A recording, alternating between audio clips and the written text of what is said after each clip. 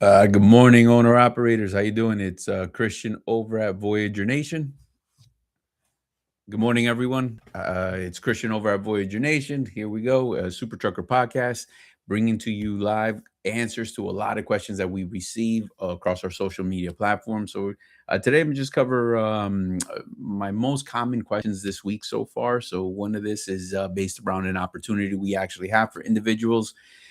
We got a fleet owner with 10 trucks. And so what's happening, he is looking for fleet drivers. So it's a pretty unique partnership there. He's got really, really good equipment. And what guys are liking about it is that they are maintained by Penske. So what that means for that fleet driver, if it's about those guys who who are running for an owner operator and have gotten that breakdown, and then it takes that individual a little bit too long to get that truck back on the road. And so what happens there, you actually miss some income and kind of throw salt in the game as far as you being consistent, right? So nothing to do with your work ethic. It just means that that truck is down. So the beauty about that type of project is that anything that can happen, it's almost like it's already prepaid. All you got to do is really roll up into the Penske, tire changed, uh, you know, anything that you can think of is, it could be a brake chamber, it could be this, it could be that, and it's already kind of managed. And the beauty about it, you can find them pretty much everywhere. They're national. So that's a tremendous value to somebody who's a fleet driver who has the right mindset and is just gunning and gunning to be successful. So the reason I'm talking about it is because people are calling about it, they're seeing it. And again, we don't have company trucks, but this is a good partnership that's actually beneficial to that fleet driver. So if you are looking for that type of opportunity, we'd love the opportunity to put you guys in front of each other to make that happen and get you in a better spot. So definitely give us a call on that, guys. It is 863-342-5171. And for all my first time owner operators, for my people, or even some seasoned owner operators who are going to be leveling up on their truck and getting something new, just a friendly reminder. Check it out, IRS. They will be closing their e-filing system starting December 26th, and it's not going to be back up till like mid-January, maybe the end of January for their update, which means, and how that affects you is the following. It's pretty much your 2290. So that's gonna yes, you do get that loophole of 60 days, not if it's a lease to purchase. So if you are that individual that is gonna get a truck from, like, let's say Lone Mountain, LRM, or something like that, you want to plan accordingly. Be cautious of that. So if you are in that position that you're going to be buying that truck right around that time, and you're going to need some plates on that bad boy, give us a call for the details. It is 863-342-5171. We'll link you up with one of our from the recruiting department and give you all the details. So here we go. And another question. Actually, this one was pretty. I think I got like 2, 3 calls on this one, actually. So it's about the work area where we work, where we like to go, what areas we go to. Do we force individuals to certain markets? And I think the underlining factor is because of the weather right now. So some guys are like, I don't go anywhere where it's by law you got to be chained up. A lot of guys that say I avoid the snow, so that's what makes this a common question. So I'm just gonna break it down for anybody who's new on here and is looking to looking to see exactly what we do and how you can be a part of that, and if it's going to work for you and if it's going to work for us. So our rule is pretty simple. The only thing we're not touching, California, and we're not doing Brooklyn, Queens, Manhattan. So nothing on that island, not that New York City stuff. I definitely got guys that'll do that upstate, but not going into the boroughs. It's not going to end well. So we just, why cause trouble, or why get into trouble rather. All right, so that's pretty much that. So what that means, yes, that's vague to a lot of people, but check this out. So the dispatch that we actually do is going to be tailored to basically what you're gonna how you run your business and what you're willing to do and not do. Owner operators come in all shapes and sizes, different requirements, different needs. But the beauty about our program here is that you can actually change it up all under one roof. I've had people from OTR go to local, right? I know a lot of you guys are thinking of that, and then they experience local, and they're like, no, no, no, this is not for me. My lifestyle needs a little bit more financing than doing something like that. So then they'll go to regional, back to OTR. So that kind of shifting is not a problem under our roof because the dispatchers are built with the adaptability and creativity. Now that comes with a little bit of discipline, right? You don't want to be switching. You don't want to be switching that every other week. That's not gonna create any type of consistency for you. You're gonna end up. You once you decide something, you got to give it a go. You got to give it that opportunity in order to be successful. I've seen it plenty of times where somebody might want to be OTR, and then they're OTR for 2-3 weeks, and they're like, nah, man, it ain't cutting it. But it's not that they're not cutting it. Let's say the truck broke down and he only did 2 loads.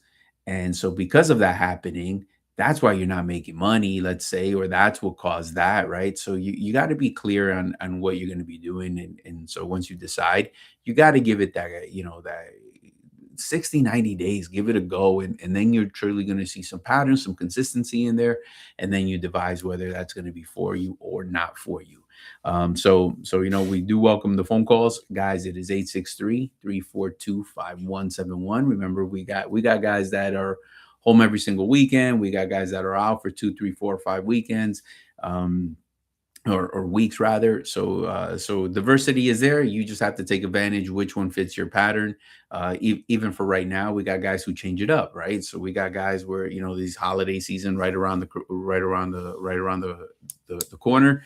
What they're going to be doing is the following, right? They're going to be staying out now. So that was as simple as just flipping a switch for the dispatcher. He's ready to go. And what happens is now he's going to stay out this weekend so he can be positioned because he's going to be coming from home for that holiday, and then he'll turn and burn. So he adapted it a little bit in order for him to hit the ground running.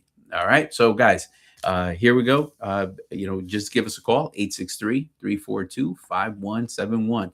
I do have a comment here. Good morning. Any requirements for the age of the tractor?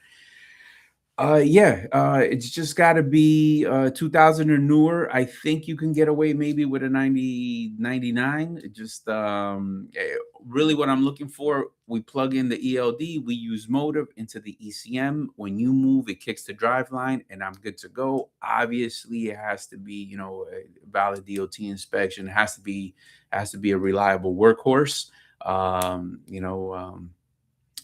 But that would be my requirement for that. So if that works, and that kind of puts you in that bucket that you can actually put that truck on, don't hesitate to call 863-342-5171. I do have another comment here. Hey Christian, what do you think about industry self policing nightmare beating itself into a pulp? That trucking made successful brought up. Do you think it's a more positive or a negative? It just depends. So for those who don't know, Trucking Made Successful, pretty good channel. My hat goes off to her. She does a lot of research, puts a lot of really good information out there. Way more conservative than our show, whether you watch Super Trucker Podcast or this. I think it's our passion. That's what really comes out on that comes out here. But we're kind of rough around the edges, so we might not be her flavor. But nevertheless, she does put good information out there. And so what she actually established, with the comments referencing a line of communication with Highway. So from my understanding, they actually called her. And what happens by them calling her, they're just opening up this dialogue in order to see what the carriers are going through and what is our experience and so forth, just to start a communication. So that is good. Now it's what we do with that as well. Towards the comment, there's a lot of things that are impacting us, and it's about, so let's start with even like this, right? Like we mentioned, we did a podcast on it. You guys will probably see it come up in a few days. DAT now is wanting a list of every VIN number on the fleet. And just to verify that we are a legit trucking company. Been doing business with them for 15 years plus. Now is the time they want this list to just verify, but nothing that they're asking isn't information that isn't public already. So you go to Safer, it's there on inspections, and it sounds gravy surface level, but the breakdown is the following, uh, uh, the breakdown is going to be the following. you know in owner operator world, anybody who's been in the trenches, we understand that in this industry has a high turnover rate. So what happens when one VIN number has been on the books here, right? And then all of a sudden the guy moves, or like even right now, I got a couple people shopping around for some trucks. Let's say the guy buys this used truck and that VIN number used to be on someone, and now all of a sudden it appears somewhere else because their system of reporting doesn't work, isn't efficient. And now all of a sudden you're flagged by highway as a chameleon carrier. And all of a sudden you can't book loads because you have this flag on you. So it just depends, because let's say let's say you got flagged and the guy you do business with all of a sudden cannot do business with you, and that's 90% of where you source your loads from. You're in it. So it is a good line of communication, but I think it's in the details, right? It's in what are we doing with all this type of information. So for example, I do have a comment. I'll answer it real quick right here. How do you handle lumpers? You submit the receipt and broker pays every single time. Lose the receipt, they charge you. So just be very careful with it. But no, should never be on the driver. So that's the lumpers real quick. So jumping right back to that, for example, you know, what she had said is that highway actually, they marked the guy, they marked them as a non, they recognize them as a non, not a real ID. Was part is the owner had a non-real ID. So whatever this real ID means is just a basic same license. The only thing about it is it limits you on some for federal purposes, like jumping on a plane or something like that, and something like that. But they kind of put it under the category of non-domicile. And so what happens next is, now that they're flagged, now no one's touching these guys. And that's their everything. So now imagine you got three, four, five trucks. And now you can't book these three, four, five trucks and they have no work. What happens in reality is those drivers are not going to wait for you to fix your problem. They cannot go home and sit until some kind of paperwork is sorted out. They could potentially lose their entire business that they've been running just because it doesn't have this certain type of ID. So now it's in that process that everything falls apart. That's the biggest fear, in my opinion, of why something may not work. We can say something on the surface level sounds great, but how are we actually getting it done? And as we're ironing out these things, the process is the punishment for the people that are in the trenches, and that would be my biggest concern. So not necessarily that communicating is negative. Now, if we go there to just do incoherent, like complaining, and it becomes like just a bitch fest about nothing, then they're gonna take us as if non-serious, right? We want to come with real concerns. I think it's all about presentation. I think it's going to be about lining up the priorities of what things should change. Like the flow of information, for example. When the brokers want you to send a picture over to the broker, with you by the truck, so that they know it's you. There's got to be a better way than that, right? Because on the same token, we can say, well, how do we know you're a real broker? Can you send me a picture of you by your desk? So there's operating on the level playing field would be ideal, right? So that would be that. And just to kind of paint a picture, for example, Amazon Relay, right? Just I don't even have it here, but just got a love letter, actually, like probably a day ago or something like that. And so what happens is, they block me out of the account. But here's the reality behind it. What the story was, we opened this shit like back in, I don't know, 3 years ago or something like that, whatever the hell it was. Just never used it. Just had kind of curiosity what's on there, what it looks like. The rate sucks, so just never even used it. So it's only blocked because of some paperwork of that we didn't submit because we were supposed to and whatnot. But here's what happens. You can't even call to talk to someone. You just have to do it electronically. Now, that's not me. That's not us. It doesn't really affect me in that way because we don't use them. But the idea is, what if that was somebody's everything? There's no one that they can talk to just because there's no gray in that. There's no ability to, hey, this is what transpired, here's this, here's that, and now you keep your fleet moving. Trust me, I've had plenty of phone calls where guys are looking to do local. They got a fleet of 3, 4, 5 trucks, and guess where those trucks were? Amazon, right? And then desperation hits in these guys, and then what's going to happen is like, no, no, my guys will do OTR, and it sounds great, right? The conversation sounds great if I want to believe it and all that, but hey, uh, what happens is, the reality, are those drivers even going to follow you? So those guys have been conditioned to do that type of work. Will they even follow you to your next adventure? So you have to get ready for adaptability, creativity. You're going to have to source probably new drivers.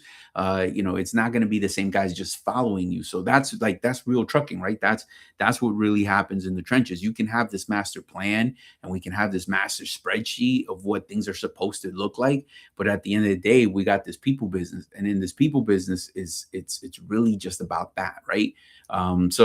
So that's talking about that. And why I say it's broken is because at the same time, so they block me, right? So they could block you for several different things. They don't have the updated COI on you. Maybe your service levels went to shit with them and they block you for that. I think even if you have some alerts and they have their reasons, and some of them are valid, but let's just pretend um, COI. Okay, we'll take my example. Boom. But I can actually go book a load for it, or like do an Amazon load through a broker real quick. And I'm still on the same load. So what are we actually doing? Like that's what I'm saying. We're spinning our wheels. Like I'm still hauling the exact same load I could have got through there. Like that's what I'm talking about. Like it's this problem that everything has a different angle. But what I do encourage you guys, like I do think this is an excellent opportunity. What I would say is actually go check her out. Trucking Made Successful. Check out that video about highway. She actually wants people to put into the comments things that she can bring to the table for them. So, I do think it's a good opportunity. This is a good space, for us to frame it in a way that we can talk about stuff that really matters, and give her that opportunity. So if you got somebody leading the way who has somebody's ear, this is that point in time where we should give her what, Miranda's her name. What we should give Miranda what she needs and give her the tools. We have to do something. So I think this is a good opportunity for us to actually actually get them going and give her something to fight. It's gonna matter everything on reporting, because it feels like, at some point all the burden is always done on the carrier. This is exactly, even like the non-domicile, like, right, they talk about that all the time: non-domicile CDL, and carrier this and carrier that. So sort of, let me break it down. Even English proficiency, right?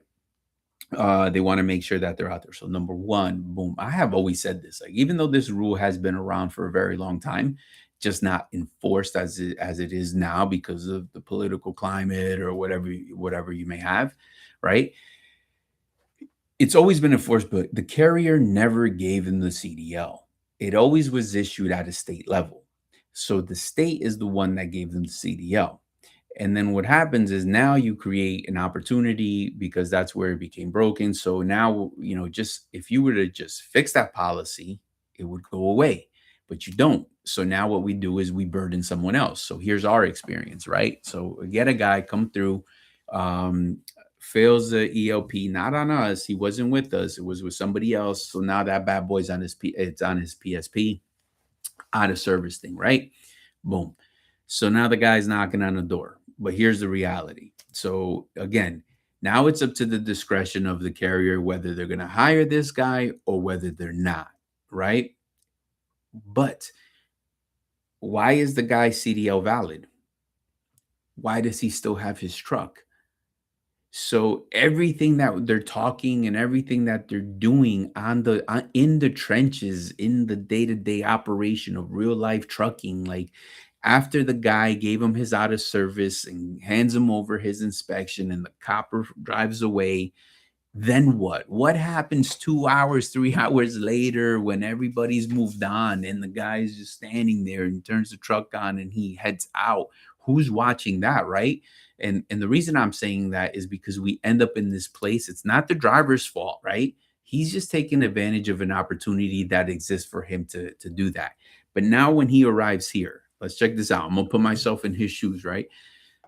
One, nobody towed his truck. Two, in his mind, this is a warning. Three, okay, maybe the current company let him go, but his CDO privileges were not downgraded. So everything that's on the media, nothing is real. He's still available to the industry. He can still drive. So if they would have at that moment taken away his CDL privileges and downgraded it, then at that point he would know it's very real and it would be simple. You have to go back into your local DMV or whatever they call it and retest, and then you're back in service. But no, they allow him to continue to be out there, and then what's going to happen is now the carrier. Let's say you onboard him, right, and now he's with you. So so now you onboard him, he's with you, and now that pops on the PSP. But let me throw a little twist into that, right? What if the guy actually applies before it posts on the PSP? Then you didn't have visibility to it. And what's going to happen is, so it was never there, it's going to pop after it gets reported, and now you would never know because you're not running a PSP again on this guy once he's on your fleet. However, when shit's going to hit the fan and then there's an accident or something happens and now they're asking for his DQ file, and they're, trust me, they're coming with all this stuff already. They already know, and now it's there. So now that it's there, now forget what's right and wrong in there, but like now all automatically you got nuclear verdicts happening, you got ambulance chasers, you got lawyers, and all those guys are going to paint you as you're hiring this guy with this out of service. So here we go. Like that's the major disconnect that happens in the trenches. So we do have a comment, right? If it was about safety, the CDL should have been downgraded, but we just passed the problem to someone else because it's still on the road and potentially killing someone. So and that's what it comes down to. And I'm not saying that, I'm just talking about the process and how it's broken and who's doing what and who said what, because everybody can have a million ideas, but who's executing these ideas and executing them effectively, right? You're almost executing with fear, right? So you put it on the carrier um, because it's not enough that people have initiative. I think it's you're only going to get people to get into compliance, right, when they have a fear of getting in trouble, a fear of getting punished for something. You know what I mean? Oh look, Christian, that's my same name. So somebody's calling. Um, so you have this opportunity. Excuse me one second. So you're looking at that right now you're putting in that because not only that, it's going to take somebody else, right? So like let's say now you have insurance companies, and now insurance companies are not deemed non-domicile CDL licenses non-insurable. So again, like it was a great rule here, but it wasn't a rule done through their system to properly vet the people, to properly do it the right way. It just forced the hand from a different aspect of it, just because it's financial. That's all it was. An insurance company does not want to be in that position where 12 people are staring at you to determine someone's fate. About whether if there was negligence here.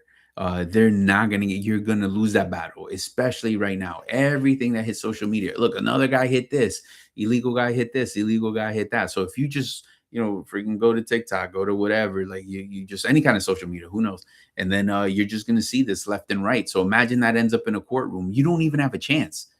So the risk is coming from different angles. But again, we're not fixing the underlying problem. Uh, it's just because an insurance company, their hand is forced because they don't want to be in that position. They don't even necessarily believe in whatever the problem is about non-domicile or ELP. They don't even really believe in safety in that regard. It's a financial decision for them, and then that's it. So call it a wrap. So anyway, I don't know. I guess venting a little bit, but at the end of the day, I do encourage my people. If I have, if we can do something, this is one of those moments where check her out. Trucking Made Successful. Miranda, it's Christian over at Super Trucker Podcast. And what we're doing is we're down for the cause as well. So guys, head over to the channel, put some comments on there so she can bring that to the table. So I think getting to that table and having a think tank with them is pretty significant. What can come of that? Who knows? But hey, die trying, right? So that's one of the things that we do is we always push forward. Quitting is never an option for us. So we just got to stay in the fight. I think she can do a nice presentation. So, hey, my hat goes off to her. She has good stuff. Please like, share, subscribe, smash that like button, guys. It helps the algorithm get this in front of the right people. And so here we go. All right, drop us that thumbs up. Helps keep this content coming, and we keep pushing forward, guys. So definitely appreciate that. And again, keep an eye on your 2290s, guys. Anybody that is that first-time owner operator, are you picking up a truck between December 26th and the end of January, and it is a lease to purchase, keep an eye on that 2290. If you're trying to, it may be a little problematic. So get with our recruiting department, 863-342-5171. We'll talk shop with you, and we'll tell you how to dance around that. All right. So that's what the channel is always about, putting good information in front of good people. And, I actually have a guy this week. He's on the fence. Let me know what you guys think. He's actually, he's working with Aero Truck Sales out of Tampa. Or he might buy new. He's on the fence. He might just buy new. So, he likes the idea of, this is where his mindset was at, right? So he wants to buy a new truck. He understands the payment, it's more than a used and so forth and all that, but less maintenance. And then he's like, in 4 or 5 years, let's say, a used truck that he buys at 350,000, 400,000 miles is pretty much going to be worth what? Maybe 10, who knows, 15 on a good, he doesn't, you don't even know, right? But he's like, but if I buy this new truck, and when time comes to that, it's got more value. So he does talking to one of our owner operators who's done that process time and time again with the new truck, and he just simply rinses and repeats, because once he's done, he sells that truck for 45,000, 30, whatever. Obviously, the market is going to dictate that, but it's he's getting 45,000. Drops another, on a brand new truck. It depends on what his payment wants to be. It can range from anywhere from 5 to 10,000. Now, again, this is not his first truck again, so financing for this guy's a little bit different. But then again, he's, and then he makes, 45, let's say, comes in, he drops 10, 35 goes right to the bank. And he and then he also has depreciation on that new truck and all of that, tax wise and benefits. So there are many reasons why to buy a new truck, not just to look at it like, oh my God, look at the sticker price. It's designed, some guys, the way they run their business, it fits what their mission is, it fits what their goal is.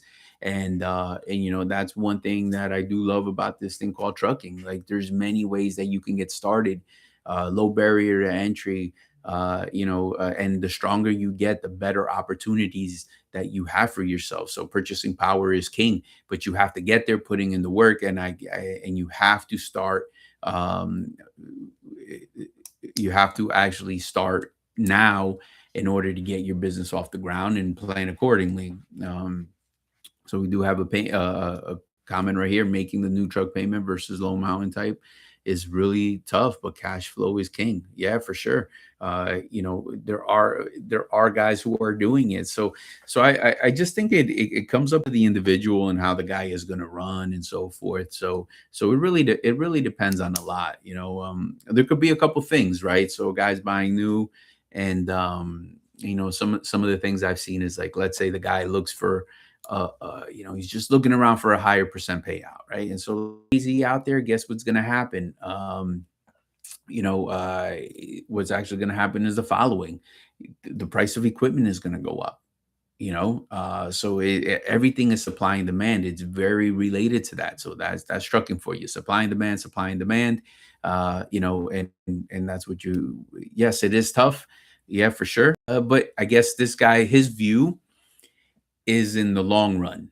That's how he's looking at it. He's looking at this bad boy in the long run. So where's he going to be at, in that on that 5-year mark, right? So that's a couple things. Here's a guy who's playing the long game. Here's a guy who kind of who sees it, who's done it, he's getting some mentorship from somebody who has done it several times. And here you go. Yeah, because a new truck payment could be $3,200 a month. That very easily get right there. However, we just had a comment earlier, like somebody said, what's the age of a truckload? So I have also seen somebody buy a 98 and or a 99, or a money maker off of somebody's front lawn, and it just needs a little bit of TLC. And once that happens, then it'll become a good truck. And guess what? Getting it to be a good truck is astronomical, because now, I've seen guys drop 13 grand on that. That's $1,000. You break that out, and they want that as a lump payment, and you have downtime. So are you spending the same anyway? It's really in the equipment that you decide. So I think success comes in different shapes and sizes. But one of the biggest things also is that it, everybody's road's going to be a little bit different. There's only a couple of things. You could buy a really good it doesn't matter. A truck is 50-50. He was actually sharing a story with me. It's a little bit crazy. So he has his truck, boom, rinse and repeat, sells this bad boy. But his new truck was not ready. So he's like, look, man, I could give you my truck in about 3 weeks. So finally 3 weeks come up, he's done, because he didn't want downtime. So he gives it to the guy that's buying the truck. He finally hands it over, this and that. Boom, the guy takes it, and the guy has it for about 6 weeks, and the engine blows. So here's a guy who does maintenance. Here's a guy who takes care of his bad boy, his truck, and it would have happened to him. So that's what I'm saying. At the end of the day, it's almost like 50-50. I'm telling you, this truck, he bought this truck from 0 miles. It was in his possession the entire time. He took care of this truck, and he takes care of his equipment. But yeah, it can happen. So there's always a risk in anything you do. Welcome to trucking. But again, there's plenty of ways to be successful at it. You just have to go your way. You have to pick. You got to look at what you have and what you can do and what you can't do based on your means, right? So one of the things that you can control, is how you show up, right? So what type of area you're going to work, how often you're going to be out, how open-minded you're going to be, how you're going to be working with that dispatcher. Are you setting too many limitations to your business? Because that can also hinder the type of money that you're going to be making. Who you're partnering up with is also going to be important as well. And the reason that it's important, because they are actually the support team to your business. So how you view that is also important, because some guys can view it, they're just going to take this amount of money from me. But no, there is a cost to do business, and no matter what we do, there's a cost to do business because you're paying insurance. There's a cost to do business because you got plates on your truck. There's cost of business. There's physical damage on the trailer, physical damage on your truck. There's cargo. There's liability. There's bobtail. There's all these things. There's maintenance on trailers, there's a cost to even just show up. So consider that, and that's what we do. We do best is actually provide a service for owner operators. We are 100% owner operator based company.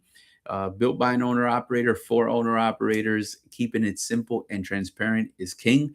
I always say we don't control the market. Don't even pretend to control it because nobody does. And if they tell you they do, I call bullshit. So here we go. So guys, do take advantage of what we offer. And one of the biggest things is come on down to the office, 3180 Mulford Road.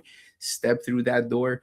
We will show you sample settlements. We can talk shop with everything from insurance to plates. How are you going to purchase this truck? Letter of intent, what the timeline looks like. Even if Christmas is around the corner, even if New Year's is around the corner, you can still get it done fast track. You want to be able to hit the ground running. So if it's been in your business plan, or rather it's been in your brain to actually get started and buy that truck, you don't want to miss an opportunity to give us a call at 863-342-5171. Educate yourself about the process, what is possible, what is possible and what type of time frame. So we're waiting for that call. Do take advantage of that, my people. Please be safe. And also, if you are an owner operator who is already seasoned and you've been out there just looking for a different opportunity, been on the phone with some guys that they like their program because they have access to repairs at Love's at a discount. Okay, cool. And we're just talking here, right? And that's the beauty of it, man. We're business to business. So we get this opportunity where, I'm not just trying to top that. I'm not, it's not about that. It's about, like, even if I could get you a discount there, I don't even agree with that plan. I don't think anybody should be fixing their truck at Love's. I think there's a much better plan than that. It doesn't matter what type of discount it is. Do those guys even know what they're doing? Number one.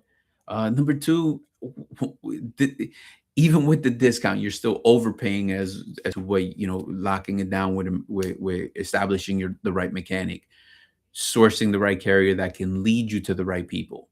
I just think there's a better way to do that. And so we chopped it up a little bit, but that was high on his priority list, having access to that. I just feel that just because that carrier gives you that discount and maybe pays for it and deducts it, I don't necessarily think that puts you in a stronger position. I think it'd be a lot easier. Just get a dedicated credit card, 5-10 grand on it, and then you take that truck, to a mechanic that is going to have some ownership to it.